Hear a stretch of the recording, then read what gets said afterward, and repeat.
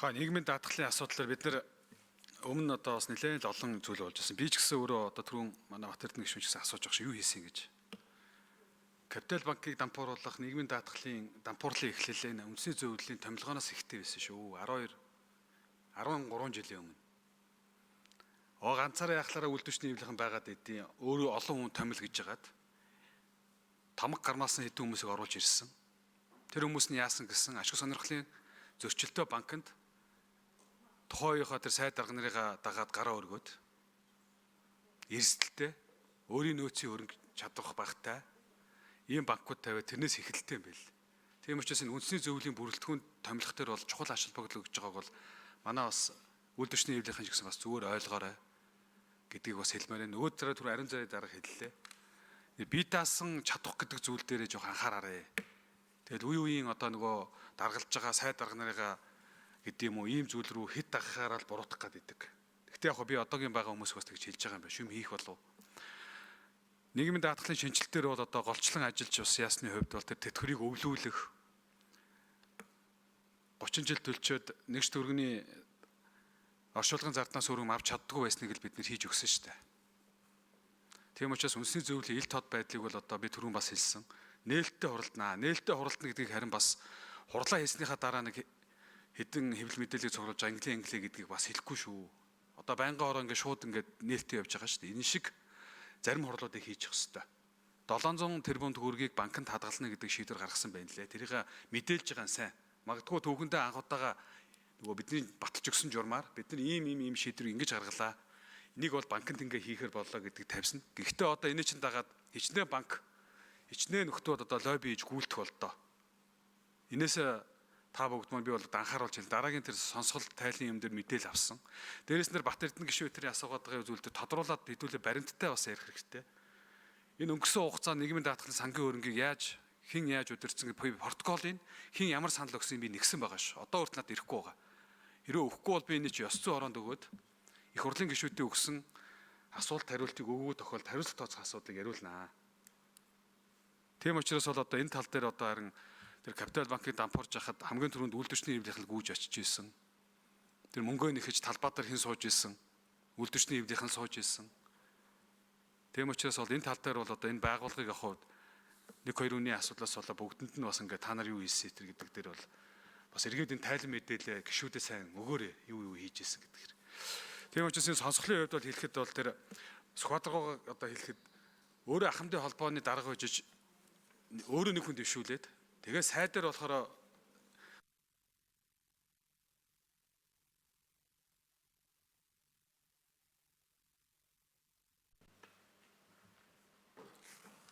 За буян жаргал дарга асуултанд хариулна. Нэгдүгээр микрофон. За Эрдэнэт гишүүн тодорхой зүйлүүдийг ярьж байна л да.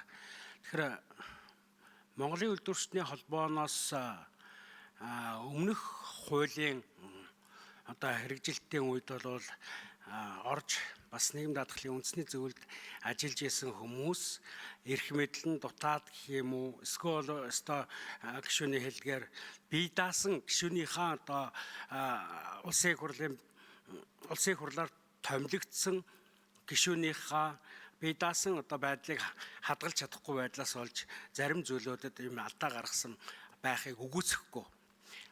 Энэ болвол нийт даатгуулагчдын хөрөнгө. Өнөөдөр Капитал банк Чингис хаан банкнаас 102.4 тэрбум төгрөг төлөгдөөгүй эрх хүлээн авагчаас төлөгдөөгүй нийгмийн даатгалын сандар ийм нөхцөл байдалтай байгаа.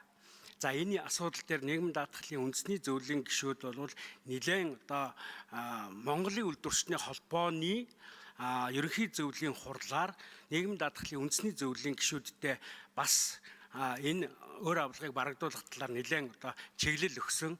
Энэний талаар бас бид одоо тодорхой зүйлүүдийг тавьж энэ одоо асуудлаар нээлттэй нийгмийн даатгалын үндэсний зөвлөлийн хурлыг хэвлэл мэдээлэл босод одоо хууль хүчний байгууллагуудыг оролцуулж агаад нээлттэй хийгдэх саналыг одоо миний бие оруулсан байгаа. За энэ одоо бэлтгэл ажил бол бэлтгэл ажлыг одоо нийгмийн даатгалын үндэсний зөвлөлийн ажлын алба хангаад явж байгаа гэдгийг бас хэлье. За тэр 700 тэрбум төгрөг одоо системийн нөлөө бүхий 5 банкнд одоо байршуулахаар 2 сарын 24-нд шийдвэр гарсан боловч Монгол банкны бодлогын хүү өөрчлөгдсөнтэй холбогдуулаад сая одоо яг өнөөдрийн байдлаар биднээс санал авсан 12.2% Монгол банкны бодлогын хувьас дээш одоо байхаар одоо нийгэм даатгалын үндэсний зөвлөл одоо хилцэхээр болж байгаа. Тийм учраас одоо даатгуулагчдын хөрөнгийг бол үр ашигтай банкнд байршуулж мөнгө хөрөнгийг өсгөх талаар бол тодорхой зөвлөдөө хийн. За манай нэр дэвшигчийн хувьд бол бас тодорхой зөвлөд дээр хэрвээ одоо байнгын хороо их хурл дэмжиж одоо ажиллах юм бол бид бол бүрэн бүрэлдэхүүнээрээ болоод бас энэ асуудалд онцгой анхаарч ажиллах болно гэж хариулъя. Баярлалаа. За баярлалаа. Тэгэхээр хурлыг бол ингээд нээлттэй үзэж болохоор хуралдаж байгаа гэж ойлгож болох уу эсвэл ер нь тэгж хуралдаж ирсэн үү? Хуралдсан одоо журам шинжилж батлагдсны дараа бол та хэд 1-2 хуралдсан шүү дээ. Тэгэхээр нийгмийн даатгалын үндэсний зөвлөлийн хурал бол бүрэн хэмжээнд бол нээлттэй явж чадахгүй байгаа.